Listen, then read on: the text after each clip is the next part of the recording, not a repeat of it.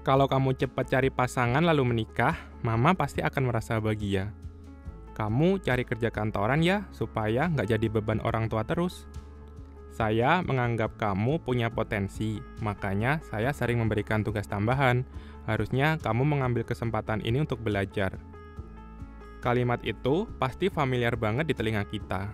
Ucapan yang kadang diucapkan sambil lalu ini sebenarnya tanpa sadar bisa membuat orang yang dikomentarin merasa rendah diri, bahkan sakit hati.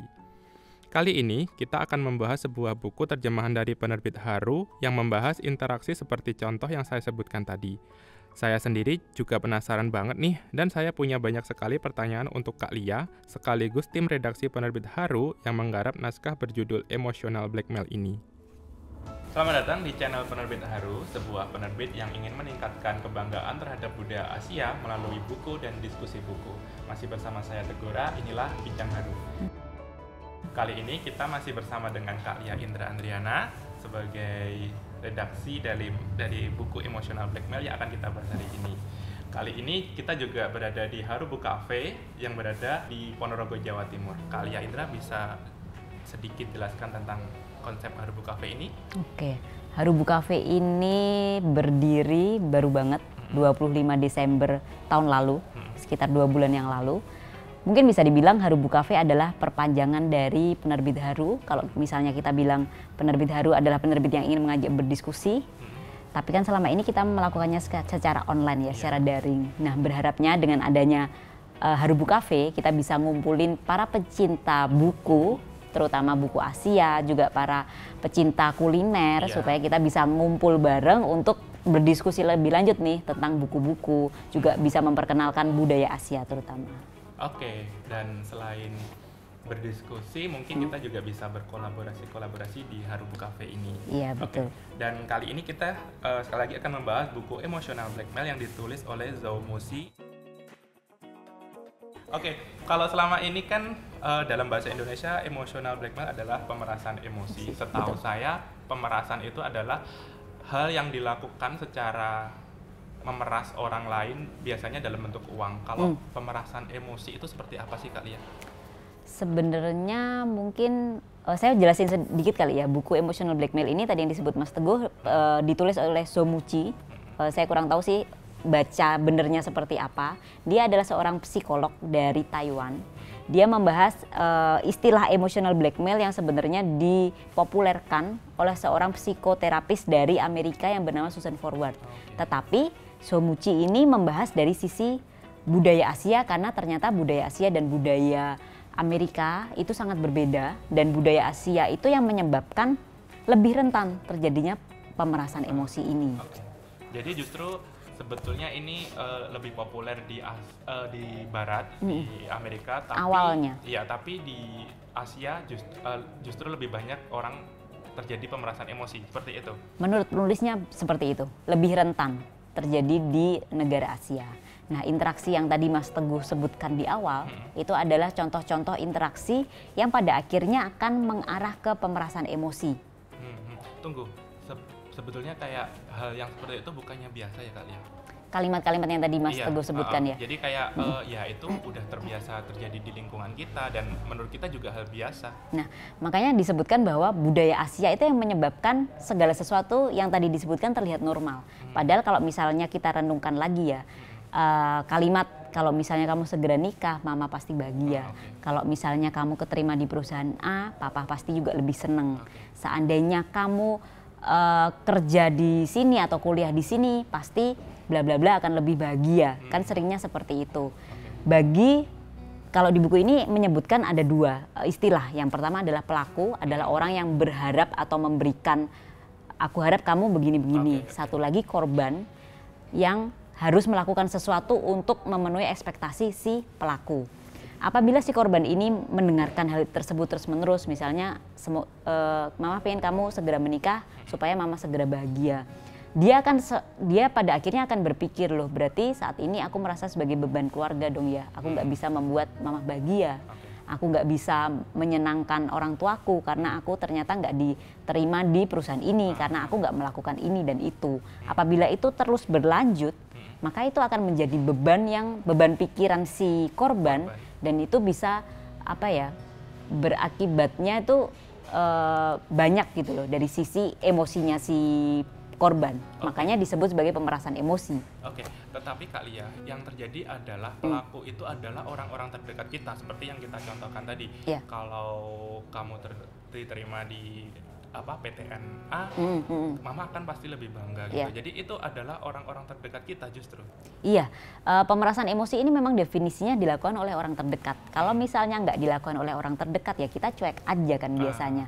Dan seringnya nggak akan terus terdengar gitu loh. Kalau misalnya orang terdekat, misalnya suami istri atau bos ke karyawan atau misalnya pasangan kekasih, kakak adik misalnya seperti itu yang akan menjadikan beban pikiran yang lebih berat daripada diucapkan oleh orang lain yang kita merasa itu bukan siapa-siapanya kita. Oke. Ini kali ya. Jadi kan pertama kali emotional blackmail ini dipopulerkan dari negara Amerika. Ya. Lalu dibawa ke Asia. Maksudnya juga di Asia juga populer. Apa yang membedakan atau yang spesial dari emotional blackmail ini yang ditulis Zomuzi ini? Dari sisi Asianya. Oke.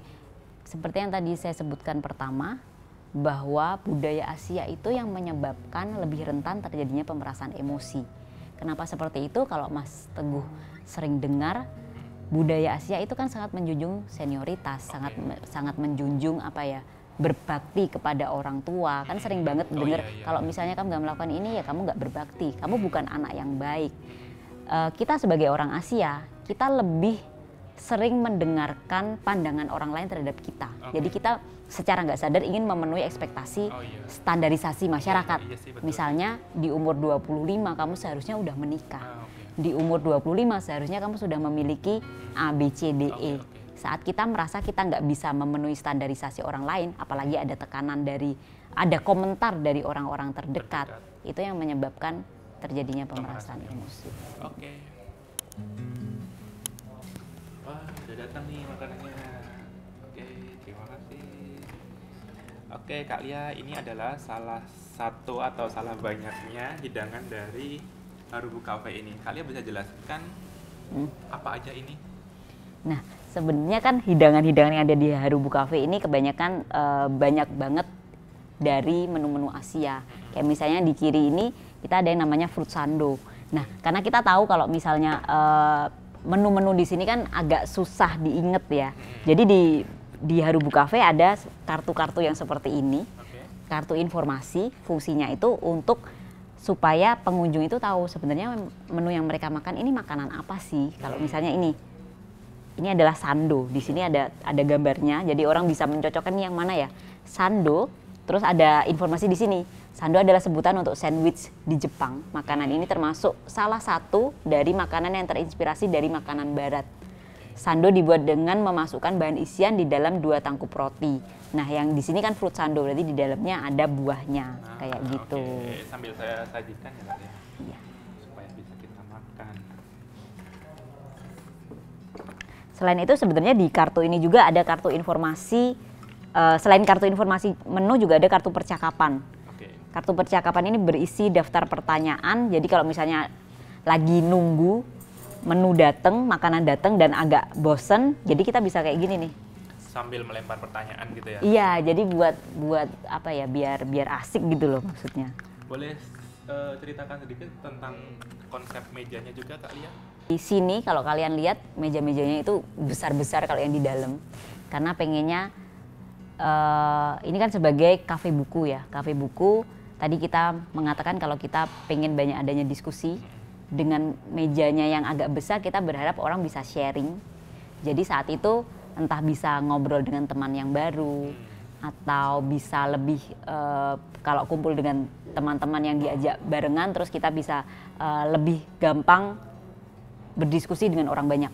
Intinya sih itu sih. Dan kartu ini misalnya datangnya berdua dengan pacar dan gak ada topik pembicaraan, ini boleh banget ya kayak dijadikan topik pembicaraan. Bener. Mungkin coba diambil satu Mas Teguh. Oke, Kak Lia. Kalau kamu bisa kembali ke masa lalu, apa yang ingin kamu ubah? Nah, kayak gitu contoh pertanyaannya. Saya nggak akan menjawab. Baiklah. Oke. Kita kembali ke topik pembicaraan kita, emotional blackmail. Oke. Jadi kalau Kak Lia tadi bilang ada pelaku, ada korban.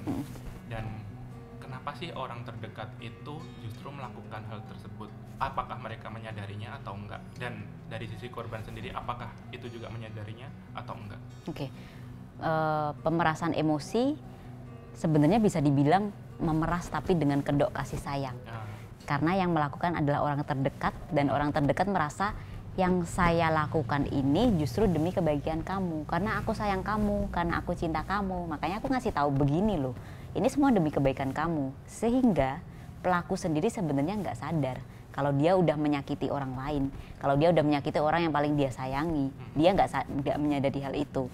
Si korban pun dia juga nggak sadar kalau yang dia lakukan adalah dia terjebak di dalam pemerasan emosi, karena yang dia rasakan ya udahlah, daripada aku konflik dengan orang yang terdekat sama aku, daripada aku membantah padahal kayaknya memang demi kebaikanku sih, ya udahlah aku setuju aja. Aku ini kan orang baik, aku nggak mau membuat orang justru kesusahan. Kalau dia bilang apa, aku iyain aja lah, pokoknya aku nurut aja. Iya. Kalau udah melakukan seperti itu, maksudnya ini udah biasa dan aku mengalah demi mendapat predikat baik. Iya, betul banget. Seperti apa harusnya aku ini? Apakah kalau misalnya aku ini udah menganggap ini biasa, efeknya tuh bakal seperti apa di korban tersebut? Oke, jadi yang Mas Teguh tanyakan tuh sebenarnya apa sih yang harus dilakukan supaya terlepas dari pemerasan emosi ini? Iya. Di buku ini di awal dia menjelaskan, karena pemerasan emosi kan sesuatu yang nggak familiar gitu loh, kita sangat nggak sadar terjadinya pemerasan emosi. Mungkin kalau kita nyebut hubungan toksik, orang sedikit banyak paham. Nah, buku ini akan menjelaskan jenis-jenis pemerasan emosi itu seperti apa. Jadi orang yang udah masuk di dalamnya akan sadar, oh kayaknya yang terjadi di aku ini pemerasan emosi, entah dia sebagai korban atau pelaku. Setelah sadar, setelah itu kenapa sih aku bisa masuk ke dalam lingkaran pemerasan emosi? Apa yang salah dariku? Kenapa aku bisa masuk ke dalam lingkaran itu? Kalau tadi Mas Teguh bilang, aku ini kan udah jadi orang baik yang melakukan ini, kenapa terjadi seperti itu? Karena nggak semua yang dibilang sebagai orang baik akan masuk ke dalam lingkaran pemerasan emosi. Buku ini menjelaskan itu juga. Selain itu, nanti di bagian akhir akan ada tips and trick atau cara-cara bagaimana supaya kita bisa terbebas dari pemerasan emosi, termasuk latihan yang bisa dilakukan oleh para korban supaya dia terlepas dari pemerasan emosi ini perlahan. Karena kalau kita nggak masuk ke dalam pemerasan emosi, kita sebagai orang luar akan bilang, ya udah toh kamu cuma tinggal nolak aja, apa susahnya? Padahal nggak segampang itu. Iya, justru kalau itu orang luar bilangnya seperti itu. Nah, kita sendiri yang sebagai mungkin nggak merasa kita adalah korban, itu jadi hal yang sulit untuk kita lakukan. Iya. Oke Kak Lia, karena kita obrolannya berat, bisa sambil minum. Oke. Silakan. Yang ini red velvet, yang itu taro. Oke. Taro latte. Ini. Balik lagi ke topik pembahasan kita Kak Lia. Oke. Dari sisi penerbitan, kenapa sih penerbit Haru tertarik untuk menerbitkan emotional blackmail ini Kak Lia? Buku ini sebenarnya buku non-fiksi Taiwan pertama yang diterbitin Haru. Oke, iya sih. Iya, jadi beberapa tahun terakhir ini kan Haru banyak nerbitin buku non-fiksi. Tetapi kami ingin mengambil tema-tema yang sangat berbeda. Nah, saat buku ini ditawarkan itu saya sendiri udah lumayan tahu tentang istilah emotional blackmail.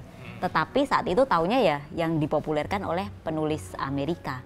Saat ditawarin buku ini dan dari sisi Asia, akhirnya kita mereview nih buku ini. Dari hasil review ini, kita redaksi itu benar-benar wah, buku ini seharusnya iya cocok untuk orang Indonesia.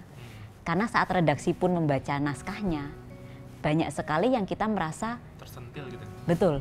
Wah, ternyata yang aku lakukan, bukan aku sebagai korban juga ya, yang aku lakukan meskipun hal yang kecil banget ternyata itu akan berakibat atau menuju ke pemerasan emosi.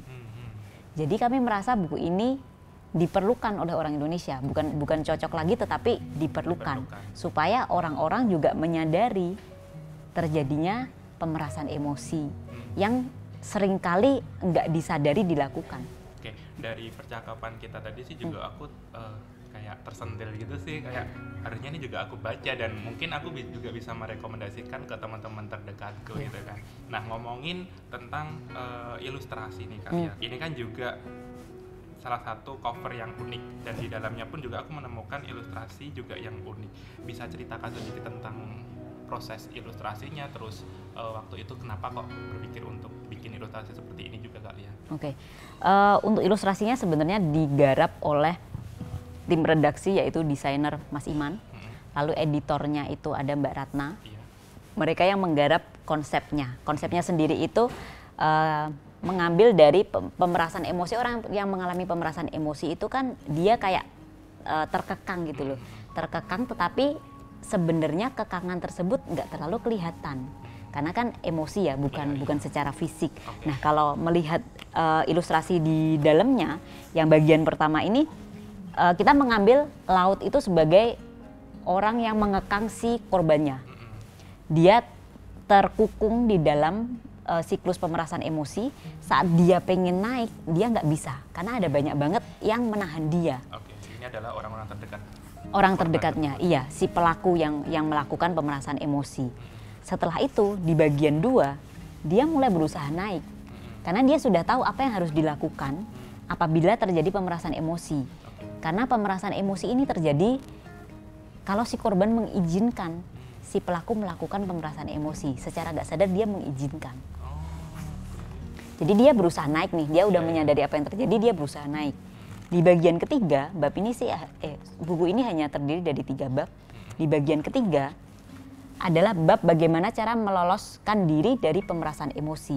Di gambarnya si korban dia sudah berhasil naik ke permukaan laut dan dia udah berhasil bebas dari pemerasan emosi. Ini adalah gambaran orang yang udah terlepas dari pemerasan emosi. Tahapan-tahapan, jadi ilustrasi ini konsepnya adalah tahapan-tahapan dari orang yang awalnya mengalami pemerasan emosi tapi tidak menyadari sampai akhirnya dia bisa benar-benar terlepas dari pemerasan emosi. Menarik sekali Kak Lia. Nah, covernya sendiri adalah penggabungan dari ketiga ilustrasi yang ada di dalam buku.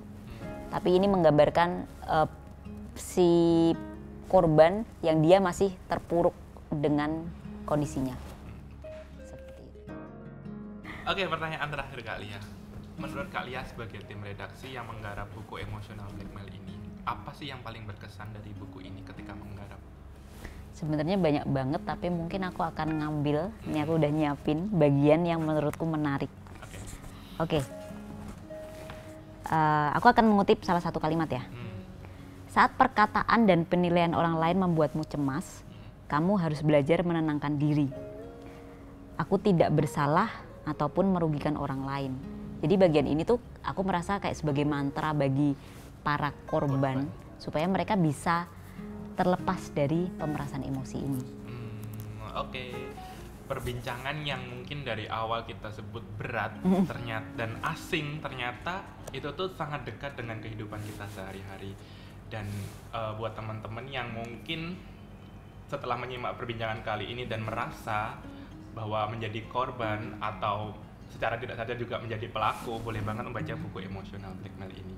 Oke, untuk sesi bincang haru kali ini kita akhiri. Teman-teman terima kasih udah menonton. Dan sekali lagi yang berada teman-teman yang berada di Ponorogo atau sekitarnya, silakan mampir di Haru Book Cafe dan selamat menikmati hidangan Asia kita dan juga buku-buku yang kita display di rak-rak buku kita. Sampai jumpa di bincang haru selanjutnya. Saya Tegura dan saya Lia. Sampai jumpa. Hari ini bersama Kak Lia kita telah menikmati suasana tenang dengan suguhan yang nikmat di Haru Book Cafe Ponorogo sambil membicarakan buku Emotional Blackmail. Dari buku tersebut kita telah belajar tentang seluk-beluk pemerasan emosional yang dekat dengan kita namun tidak kita sadari. Buku Emotional Blackmail udah bisa teman-teman dapatkan di toko buku konvensional maupun online langganan teman-teman. Jangan lupa untuk subscribe channel penerbit Haru dan like video ini. Juga tonton video bincang haru lainnya. Sampai jumpa di video berikutnya.